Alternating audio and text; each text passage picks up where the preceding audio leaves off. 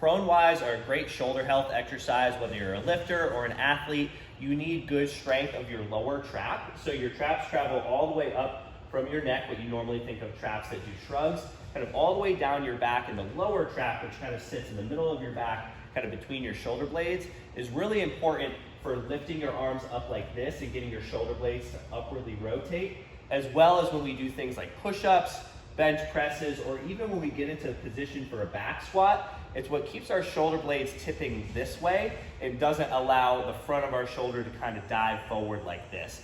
So you can see, really, really important for a lot of applications, and this is a great exercise to train it.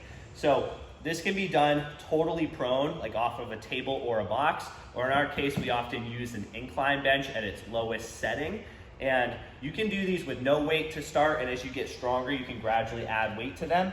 You can also do them 2 arms at a time or 1 arm at a time. I'll show you the mechanics here. So when I set up on a bench like this, I like to have my head off of the other side so I can cue myself or cue lifters to make a double chin, to kind of set our rib cage in the right position. If we're too slumped into the bench and our head is poked forward, we're not gonna have good shoulder blade mechanics. So we want our chest up just enough to take our collarbones off of the bench, and then a good double chin position to set everything where it needs to be. First things first, we're gonna get a little bit of retraction, so pinching of our shoulder blades, just so our arms aren't totally hanging down and getting pulled by gravity. So just a little bit of a pinch, and then we're gonna lift our arms up and out, kind of at like a 45-degree angle here.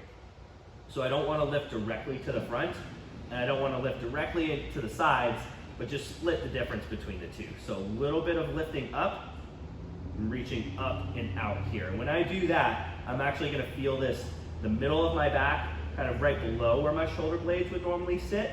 If I'm too relaxed here and I try to do these out to the front, I'm really gonna feel them up in my traps. And if I arch my back too much and kind of pull backwards, I'm gonna feel these in my lats, and I won't be able to lift my arms all the way up.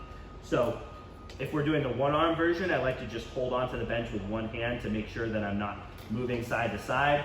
I just get that little bit of shoulder blade pinch, reach up and out, and then lower down nice and slow, so I feel that middle of my back, not up in my traps or in my lats. So 2-arm version or 1-arm version, you want to feel the same thing either way.